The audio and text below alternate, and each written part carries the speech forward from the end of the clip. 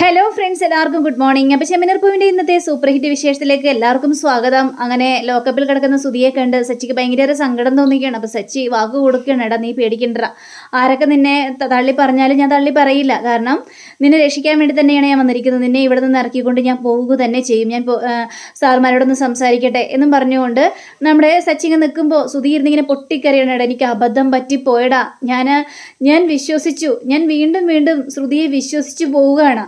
അവൾ ആ ഒരു മാല കൊണ്ട് തന്നു കഴിഞ്ഞപ്പോഴേക്കും അത് സ്വർണ്ണമാണെന്ന് ഞാൻ വിചാരിച്ചു. അമ്മ അതുകൊണ്ട് അവളുടെ മുഖത്തേക്ക് വലിച്ചെറിയാൻ പറഞ്ഞു. പക്ഷെ ആ സമയത്ത് എനിക്കത് വലിച്ചെറിയാനായിട്ട് തോന്നിയില്ലടാ, കാരണം എനിക്ക് അത്രയ്ക്കും കടബാധ്യതകളും കാര്യങ്ങളൊക്കെ ഉണ്ടായിരുന്നു. ഇതൊക്കെ വിറ്റിട്ട് എങ്ങനെയെങ്കിലും ആ ഒരു കുറച്ച് കടമെങ്കിലും കൊടുത്ത് തീർക്കാമെന്നൊക്കെ ഞാൻ വിചാരിച്ചു. അതുകൊണ്ടാണ് ഞാൻ എൻ്റെ മണ്ടത്തരം കൊണ്ട് ഞാൻ അങ്ങനെ ചെയ്തു പോയതാ.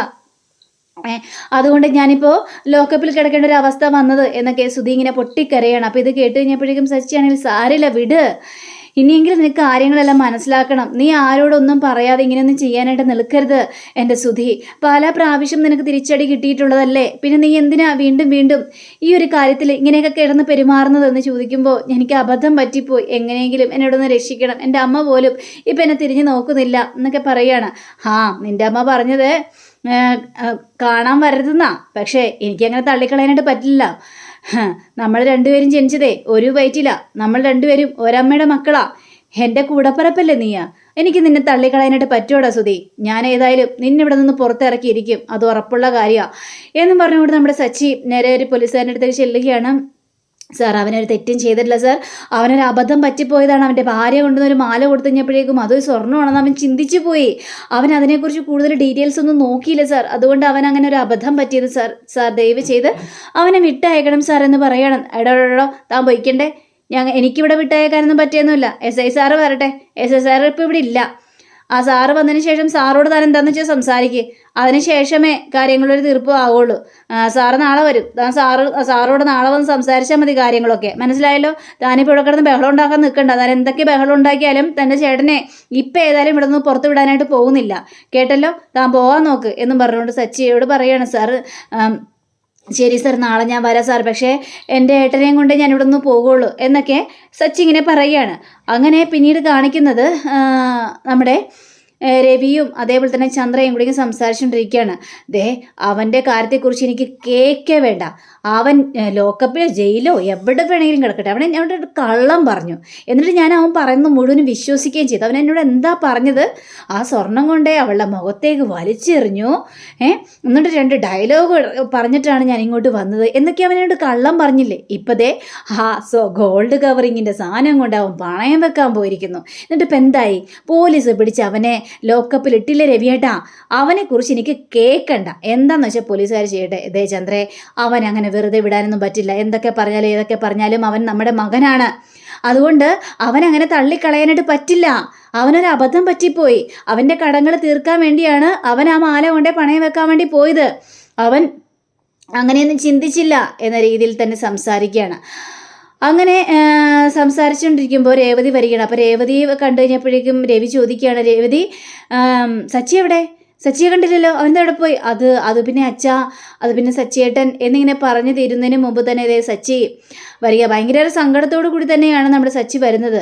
അപ്പോൾ സച്ചിയെ കണ്ട ഉടനെ തന്നെ ചോദിക്കണേടാ സച്ചി, നീ ഇത് എവിടെ പോയി കിടക്കാറുന്നടാ, നിന്നെ എത്ര നേരമായി നിന്നെ അന്വേഷിക്കുന്നു, നീ എവിടെ പോയതാണ്, അത് പിന്നെ അച്ഛാ, അത് പിന്നെ ഞാൻ, അപ്പോഴേക്കും രേവതി പറയാണ്, അത് പിന്നെ ഏട്ടനെ കാണാൻ വേണ്ടി പോയതാ, സുധിയേട്ടനെ കാണാൻ വേണ്ടി പോയതാണെന്നും പറയാണ്. അപ്പോഴേക്കും ചന്ദ്രയ്ക്ക് കലി വരികയാണ്. എടാ സത്യമാണെടാ, നീ എന്തിനാണ് സ്റ്റേഷനിലേക്ക് പോയത്, നീ എന്തിനാ പോലീസ് സ്റ്റേഷനിലേക്ക് പോയതെന്ന് നിന്നോട് പറഞ്ഞല്ലേ പോകരുതെന്ന്, അവനെ കാണരുതെന്ന് പറഞ്ഞല്ലേ, അവനെ അവിടെ കിടക്കട്ടേന്നേ, എന്തിനാണ് അവനെ ഇറക്കാൻ വേണ്ടി നീ ഇത്ര പാടുപെട്ട് പോകുന്നത്, അവൻ ചെയ്തു കൂട്ടിയ കാര്യങ്ങൾക്കൊക്കെ അവൻ ഇങ്ങനെ തന്നെ വേണം, അവൻ എന്നെ ചതിച്ചു, അവൻ എന്നോട് കള്ളത്തരം പറഞ്ഞു, അപ്പോൾ അവൻ ഇങ്ങനെ തന്നെ വേണോടാ എന്നൊക്കെ പറഞ്ഞപ്പോഴേക്കും അമ്മയ്ക്ക് അങ്ങനെയൊക്കെ പറയാം, പക്ഷെ എൻ്റെ കൂടപ്പിറപ്പാണ് അവൻ എനിക്ക് തള്ളിക്കളയാനേ പറ്റില്ലമ്മേ, എനിക്ക് അവനെ പുറത്തിറക്കിയേ മതിയാവുള്ളൂ, അവനൊരു അബദ്ധം പറ്റിപ്പോയി എന്ന് വിചാരിച്ച് അവനങ്ങോട്ട് തള്ളിക്കളയാമെന്നാണോ, എന്നെക്കൊണ്ട് അതിനൊന്നും സാധിക്കില്ല, തള്ളിക്കളയണോ അവനെ, എന്നൊക്കെ ഇങ്ങനെ പറയുമ്പോൾ രവിയാണെങ്കിൽ ചന്ദ്ര നീ ഒന്നും മിണ്ടാതിരുന്നേ മോനെ സച്ചി. എന്നിട്ട് പോലീസ് സ്റ്റേഷനിൽ പോയിട്ട് എന്താണ് അവിടുത്തെ അവസ്ഥ? അവനെ ഇറക്കാൻ പറ്റുമോ? പോലീസുകാരെ നീ കണ്ട് സംസാരിച്ചോ? സംസാരിച്ചു വെച്ചാ. പക്ഷെ SIയോട് കാര്യങ്ങളെല്ലാം പറയണമെന്നാണ് പറഞ്ഞിരിക്കുന്നത്. അവൻ ചെയ്തത് വലിയൊരു തെറ്റ് തന്നെയാണല്ലോ. പക്ഷേ അവനെ ആരും വിശ്വസിക്കുന്നില്ല. ഞാൻ എത്രയൊക്കെ പറഞ്ഞിട്ടും കാര്യമാക്കുന്നുമില്ല. ഇനി നാളെ SI സാറെ ഒന്ന് കാണാനായിട്ട് പോകണം. കണ്ടിട്ട് കാര്യങ്ങളെല്ലാം പറയണം. അവൻ എങ്ങനെയെങ്കിലും എനിക്ക് പുറത്തിറക്കിയാൽ മതിയാവുള്ളെന്നും പറയണം. അപ്പം ചന്ദ്ര പറയണം വേണ്ടെന്ന് പറഞ്ഞാൽ വേണ്ട. അവനെ കാണാനായിട്ട് പോകണ്ട. നീയൊക്കെ എൻ്റെ വാക്ക് ധിക്കരിച്ചുകൊണ്ട് പോവുകയാണോ? ഇത്രയൊക്കെ ചെയ്ത് കൂട്ടിയിട്ടും നീ പോവുകയാണോ എന്ന് ചോദിച്ചപ്പോഴേക്കും അമ്മ എനിക്ക് അവനെ വിടാനായിട്ട് പറ്റില്ല അമ്മേ. എനിക്ക് അവനെ ഇറക്കണം അമ്മേ. അവൻ്റെ ഒരു അവസ്ഥ കണ്ടിട്ട് എനിക്ക് സഹിക്കാൻ പറ്റില്ല. എൻ്റെ മുന്നിൽ നിന്ന് പൊട്ടിക്കരയായിരുന്നു അവൻ. എനിക്കൊരു അബദ്ധം പറ്റിപ്പോയടാ എന്നും പറഞ്ഞുകൊണ്ടാണ് പൊട്ടിക്കരഞ്ഞത്. ആ കരഞ്ഞിട്ട് നിൽക്കുന്ന അവനെ ഞാൻ തള്ളിക്കളയണമെന്നാണ് അമ്മ പറയുന്നത്. ഒരിക്കലുമില്ല, ഞാൻ അവനെ തള്ളിക്കളയില്ല, ഞാൻ അവനെ കൂട്ടിക്കൊണ്ട് വരും എന്ന് പറയാം. ചന്ദ്രയ്ക്ക് കലി വന്നിട്ട് നേരെ അകത്തേക്ക് കയറി പോവുകയാണ്. അപ്പോൾ രവിയാണെങ്കിൽ അവന് വേണ്ടിയുള്ള കാര്യങ്ങളെല്ലാം ചെയ്ത് കണ്ടോടാ ചന്ദ്ര അങ്ങനെയൊക്കെ പറയും. പക്ഷേ നിൻ്റെ കൂടപ്പിറപ്പാണ് അവൻ. എന്തൊക്കെ വന്നാലും പറ്റ മക്കളല്ലേ നിങ്ങൾക്ക് അങ്ങനെ വേർപിരിയാനായിട്ട് സാധിക്കുമോ എന്നൊക്കെ പറഞ്ഞുകൊണ്ട് രവിയും പോവുകയാണ്. അപ്പോൾ സച്ചിക്ക് ഭയങ്കര സങ്കടം തോന്നി. അപ്പോൾ സച്ചിയെ ആശ്വസിപ്പിക്കുകയാണ് രേവതി. സാരമില്ല സച്ചിയേട്ടാ, നമുക്ക് ഇറക്കാലോ. എങ്ങനെയെങ്കിലും സച്ചിയുടെ ഏട്ടനെ നമുക്ക് പുറത്തിറക്കിക്കൊണ്ട് വരാം എന്നും രേവതിയും വാക്ക് കൊടുക്കുക. പിന്നീട് കാണിക്കുന്നത് നമ്മുടെ ഈ ദേവുവിനെയാണ്. അപ്പോൾ ദേവുവിനിട്ട് വഴക്ക് പറഞ്ഞുകൊണ്ടിരിക്കുകയാണ് ദേവുവിൻ്റെ അമ്മ. എന്നാലും നീ എന്ത് പരിപാടിയാണ് കാണിച്ചത്? നീ ആരോടൊന്നും പറയാതെ അവൻ്റെ വീട്ടിലേക്ക് പോയിരിക്കുന്നത് അല്ലേ? നിന്നോട് പല പ്രാവശ്യം പറഞ്ഞ് നീ കേൾക്കൂലേ എന്ന് പറഞ്ഞപ്പോഴേക്കും എനിക്ക് പിന്നെ പോകണ്ടേ അമ്മേ? ഞാൻ അവസാനമായിട്ട് അരുണേട്ടനെ കാണാൻ വേണ്ടിയാണ് ഞാൻ പോയത്. അരുണേട്ടനെ കണ്ട് കാര്യങ്ങളെല്ലാം സംസാരിക്കാൻ വേണ്ടിയാണ് പോയത്. സംസാരിക്കണ്ടേ? കാര്യങ്ങളെല്ലാം പറയണ്ടേ അമ്മേ എന്ന് ചോദിക്കുമ്പോൾ ശരത്ത് ചോദിക്കുകയാണ്, എന്ത് കാര്യമാണ് ചേച്ചി പറഞ്ഞത് എന്ന് ചോദിക്കുമ്പോൾ എല്ലാം അവസാനിപ്പിക്കാൻ, എന്നെ മറക്കണമെന്ന് പറയാൻ, നമ്മളുടെ കല്യാണം ഒരിക്കലും നടക്കില്ലെന്ന് പറയാൻ, ഇനി എന്നെ തേടി വരണ്ടെന്ന് പറയാൻ, എല്ലാം പറയാൻ വേണ്ടി തന്നെയാണ് ഞാൻ പോയത് എന്ന് ദേവ് പറയുമ്പോൾ അമ്മയ്ക്ക് ആകെ സങ്കടം തോന്നുകയാണ് അവളുടെ ആ ഒരു പറച്ചിൽ കേട്ട് അപ്പോഴേക്കും അമ്മ വിഷയം മാറ്റാൻ വേണ്ടി ശരി അതൊക്കെ ഇരിക്കട്ടെ, ഏതായാലും അങ്ങനെ പറഞ്ഞൊക്കെ നന്നായി. ഇനിയിപ്പോൾ ആ കാര്യത്തെക്കുറിച്ച് ഓർത്തൊന്നും പേടിക്കണ്ടല്ലോ. സച്ചി നിനക്ക് നല്ലൊരു പയ്യനെ കൊണ്ടുവരും. ആ കല്യാണത്തോട് യോജിക്കുക, എന്നിട്ട് സന്തോഷമായിട്ട് ജീവിക്കുക. സച്ചി കൊണ്ടുവരുന്ന ചെറുക്കന്മാരെല്ലാം നല്ലതായിരിക്കും. അവൻ നോക്കിയും കണ്ടൊക്കെ കാര്യങ്ങളെല്ലാം പ്രവർത്തിക്കുള്ളൂ. മനസ്സിലായല്ലോ? എനിക്കറിയാമേ, ഞാൻ കാരണം ആരുടെ കുടുംബത്തിൽ ഒരു പ്രശ്നം ഉണ്ടാകാൻ പാടില്ലല്ലോ. അതുകൊണ്ടാണ് ഞാൻ അങ്ങനെയെല്ലാം പറഞ്ഞിട്ട് വന്നത് എന്നും പറഞ്ഞുകൊണ്ട് ദേവ് കയറി പോവുകയാണ്. അപ്പോൾ ദേവ് കയറിപ്പോയി കഴിഞ്ഞപ്പോഴേക്കും ശരത്തിന് ഭയങ്കര സങ്കടം തോന്നുകയാണ്. ചേച്ചിക്ക് ഭയങ്കര സങ്കടമായി അമ്മേ. എന്തിനാ ചേച്ചി ഇങ്ങനെ ഇട്ട് വേദനിപ്പിക്കുന്നത്? ചേച്ചി ഒരാളെ സ്നേഹിച്ച് ഇത്ര വലിയ തെറ്റാണോ? അവളെ സ്നേഹിച്ച് തെറ്റുന്നല്ല, പക്ഷേ സച്ചിക്ക് ഇഷ്ടമില്ലാത്തൊരു ബന്ധവും ഇവിടെ നടക്കാനായിട്ട് പാടില്ല. അവൻ നമ്മുടെ കുടുംബത്തിന് വേണ്ടി എന്തെല്ലാം ചെയ്തിട്ടുണ്ട്. ശരത്തെ, നീ എന്തതെല്ലാം മറന്നുപോയോ? ഞാനൊന്നും മറന്നുപോയിട്ടില്ല. പക്ഷേ അവൾക്ക് ഇഷ്ടമുള്ള ചെറുക്കനല്ലേ അവൾ കല്യാണം കഴിക്കേണ്ടത്. രേവതി അങ്ങനെയാണോ? രേവതിക്ക് ഇഷ്ടമുള്ള ചെറുക്കൻ ആയിരുന്നോ സച്ചി? എന്നിട്ട് രേവതി കല്യാണം കഴിച്ചില്ലേ? സന്തോഷമായിട്ട് ജീവിക്കണില്ലേ? സുഖമായിട്ട് ജീവിക്കുന്നില്ലേ? അവളുടെ കുടുംബത്തിൽ എന്തെങ്കിലും പ്രശ്നമുണ്ടോ എന്നൊക്കെ ചോദിക്കുമ്പോൾ അമ്മ പറഞ്ഞ സത്യം തന്നെയാ. പക്ഷേ ദേവുവച്ചി ഒരു കാര്യം പോലും നമ്മളോട് ചോദിച്ചിട്ടുണ്ടോ? ഇന്നേ വരെ ചേച്ചിയുടെ ഇഷ്ടം ഇതാണെന്ന് നമ്മളോട് പറഞ്ഞിട്ടുണ്ടോ? ഒരു പൂ പോലും ചോദിക്കുന്നത് ഞാൻ കണ്ടിട്ടില്ല. എനിക്കിത് വേണം, എനിക്കത് വേണം എന്ന് പറയുന്നത് പോലും ഞാൻ കേട്ടിട്ടില്ല. അങ്ങനെ ജീവിച്ചതാണ് ദേവുവച്ചി. ആദ്യമായിട്ടാണ് ചേച്ചിക്ക് ഒരാളെ ഇഷ്ടപ്പെടുന്നതും ഒന്ന് കെട്ടിച്ച് തരൂ അമ്മേ എന്ന് കേണ അപേക്ഷിച്ച് ചോദിക്കുന്നതും. പക്ഷെ അതൊക്കെ എങ്ങനെയാണ് അമ്മേ കണ്ടില്ല കേട്ടില്ല എന്നൊക്കെ വെക്കുന്നത്? ഇത് കേട്ട് കഴിഞ്ഞപ്പോഴേക്കും നമ്മുടെ ലക്ഷ്മിക്ക് ഭയങ്കര സങ്കടമായെങ്കിലും ശരത്തെ നീ അത് വിട്. ഇപ്പം എന്ത് ചെയ്യാനാ? അവളായിട്ട് തന്നെ അവനോട് പറഞ്ഞല്ലോ, എനിക്ക് ഈ കല്യാണത്തോട് താല്പര്യമില്ല, ഞാനിതിനോട് യോജിക്കുന്നില്ല എന്നൊക്കെ. ഇനി ആ കാര്യത്തെക്കുറിച്ച് പറയണ്ട. അവൾക്ക് നല്ലൊരു ബന്ധം വരും, നല്ലൊരു ആലോചന വരും, അത് നടത്തിയാൽ മതി, അല്ലാതെ വേറൊരു കാര്യത്തെക്കുറിച്ച് ചിന്തിക്കണ്ട എന്നും പറഞ്ഞുകൊണ്ട് അമ്മയെ അവിടെ നിന്ന് പോവുകയാണ്. ശരത്തിന് എന്ത് ചെയ്യണമെന്ന് അറിയാൻ പാടില്ല. ഏതായാലും എനിക്ക് സച്ചിയേട്ടനൊന്ന് കാണണം, സച്ചിയേട്ടനെ കണ്ട് എനിക്ക് സച്ചിയേട്ടൻ ഒന്നും കൂടി സംസാരിക്കണം. അങ്ങനെ വെറുതെ വിട്ടാൽ പറ്റില്ലല്ലോ, ദേവുവിൻ്റെ ജീവിതമല്ലേ എന്നൊക്കെ ശരത്ത് രണ്ടും കൽപ്പിച്ച് നിൽക്കുക. ഇതേ സമയം തന്നെ നമ്മുടെ സച്ചി സ്റ്റേഷനിലാണ്.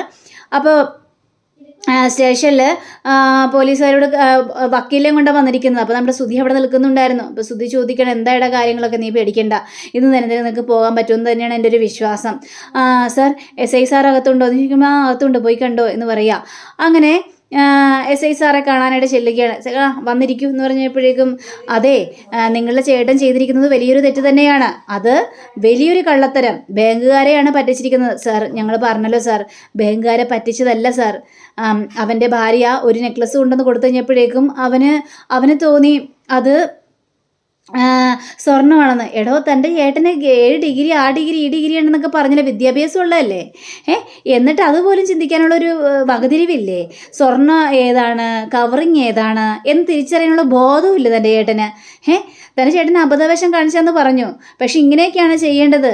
ഒരു സാധനം ഒരു ബാങ്കിൽ കൊണ്ട് വെക്കാൻ പോകുമ്പോഴേക്കും അതിനെക്കുറിച്ചുള്ള ഡീറ്റെയിൽസ് എല്ലാം അറിയണം. അതിനുശേഷം വേണം അതുകൊണ്ട് വെക്കാനായിട്ട്. കയ്യിൽ എന്തോ ഉരുപ്പടി കിട്ടിയെന്ന് വെച്ച് അതുകൊണ്ട് വിൽക്കാൻ ചെന്ന് ഇത്തരത്തിലുള്ള പണികളെല്ലാം കിട്ടും. സാർ, ഞാൻ പറഞ്ഞല്ലോ സാർ, ഇനി അവനങ്ങനെ ഒരു അബദ്ധം പറ്റില്ല. അവനങ്ങനെ സംഭവിച്ചു പോയതാണ്. ശരി, താൻ സുധിയെ വിളിക്ക്. അങ്ങനെ ആ പോലീസുകാരൻ സുധിയെ വിളിച്ചുകൊണ്ട് വരികയാണ്. എടോ, ഇത്തവണത്തേക്ക് ക്ഷമിച്ചെന്ന് ഞാൻ പറയില്ല, കേസ് നടക്കും. പക്ഷേ തന്നെ വിട്ടയക്കാം. എപ്പോൾ സ്റ്റേഷനിലേക്ക് വിളിച്ചാലും വന്നിരിക്കണം, അല്ലെങ്കിൽ പണി പാടും. ഇത് വലിയൊരു തട്ടിപ്പ് ശ്രമമാണ് കേട്ടോ. ബാങ്കുകാരെയാണ് പരാതി തന്നിരിക്കുന്നത്. അവർ പരാതി പിൻവലിക്കില്ലെന്നാണ് പറഞ്ഞിരിക്കുന്നത്. പിന്നെ കാര്യങ്ങളെല്ലാം പറഞ്ഞ് അവരെ ബോധിപ്പിക്കണം. എന്നാൽ മാത്രമേ തനിക്ക് പൂർണ്ണമായിട്ടും ഈ കേസിൽ നിന്ന് പിന്മാറാനായിട്ട് സാധിക്കുള്ളൂ. പറഞ്ഞാൽ മനസ്സിലായോ സാർ? ഞാനല്ല സാർ, എനിക്കൊരു അബദ്ധം പറ്റിയതാണ് സാർ. ഞാൻ ഇനി മേലെ അങ്ങനെ ചെയ്യില്ല സാർ. എനിക്ക് മനസ്സിലായി സാർ കാര്യങ്ങളെല്ലാം. സുധി അങ്ങനെ കെഞ്ചിക്കാണ് പറയുന്നത്. ശരി, താൻ പോകാൻ നോക്ക്. പിന്നെ ഒന്ന് സൈൻ ചെയ്തിട്ടൊക്കെ വേണം പോകാനായിട്ട്. അങ്ങനെ സുധിയെ കൊണ്ട് ഇറങ്ങാണ്. അപ്പോൾ സച്ചി ആണെങ്കിൽ നീ ഇവിടെ നിൽക്ക്, ഞാൻ പോയി സൈൻ ചെയ്തിട്ട് വരട്ടെ എന്ന് പറഞ്ഞുകൊണ്ട് സൈൻ ചെയ്തിട്ട് സുധിയും അതേപോലെ തന്നെ സച്ചിയും കൂടി പുറത്തേക്ക് ഇറങ്ങുക. അങ്ങനെ പുറത്തേക്ക് ഇറങ്ങുന്ന സമയത്ത് സച്ചി പറയണം, എടാ നിനക്ക് 7 ഡിഗ്രി ഉണ്ടെന്ന് പറഞ്ഞിട്ട് എന്താടാ കാര്യം? നീ ഓരോ മണ്ടത്തരങ്ങളെല്ലാം കാണിച്ചു കൂട്ടുന്നല്ലേടാ. നിനക്ക് വെറുതെയാണ് 7 ഡിഗ്രി. ഒരു സ്വർണം കിട്ടിക്കഴിഞ്ഞപ്പോഴേക്കും അത് ഒറിജിനലാണോ അല്ലെങ്കിൽ ഡ്യൂപ്ലിക്കേറ്റ് ആണോ എന്ന് പോലും ചിന്തിക്കാൻ അറിയാൻ പാടാത്ത നീ എന്നും പറഞ്ഞുകൊണ്ട് നിൽക്കുമ്പോഴാണ് ദാ വരുന്നടാ ചന്ദ്രയെ കഴിഞ്ഞപ്പോഴേക്കും ദേ വരുന്നു അമ്മ.